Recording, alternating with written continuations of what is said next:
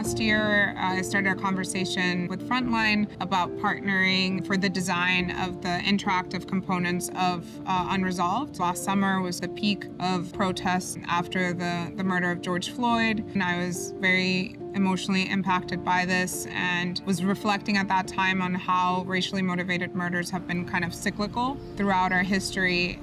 The opportunity to be able to design something that memorialized these individuals and also brought their cases that have faded and sometimes gone unresolved to life was something that really excited me about this. And it's been really interesting as an artist and creative technologist collaborating with a news organization on a project that has an investigative nature.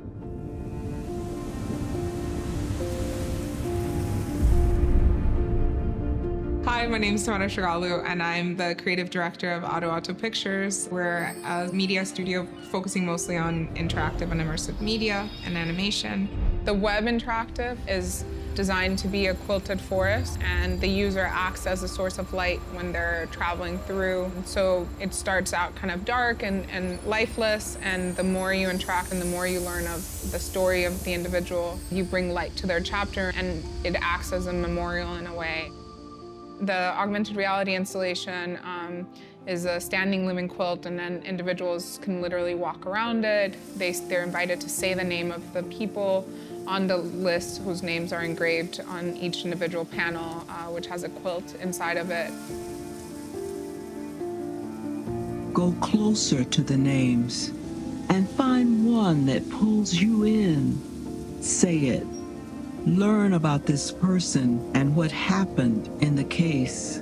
I was really inspired by, in particular, African-American quilting traditions, since the majority of the victims were African-American. And looking at quilting, I also saw that it was something that kind of spanned across different American groups and was used historically to document histories and stories. And in particularly formerly enslaved individuals, when we weren't allowed to read or write, the only way to document our family histories was through quilting.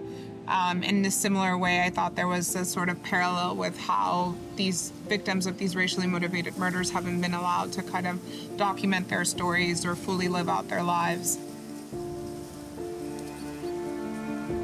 The installation uses light components in it, and the user is able to activate certain names to enter their story and bring it to light.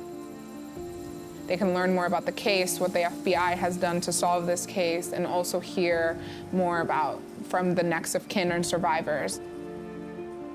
That kind of drove the design of the experience, and as I was thinking about that, I started thinking more about the role or the symbolism of trees in America, and how there's, on one side it's seen as a sign of liberty when you think of the Liberty Tree, and in another side, for most African Americans, it's seen as a sign of racial terror. The history and these cycles of racial terror have robbed many people of the ability to connect to nature.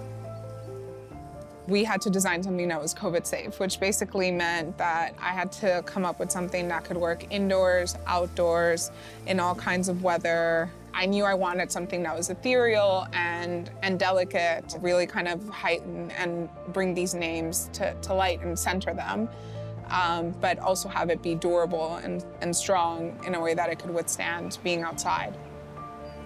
And it's not just about this Black person who was murdered.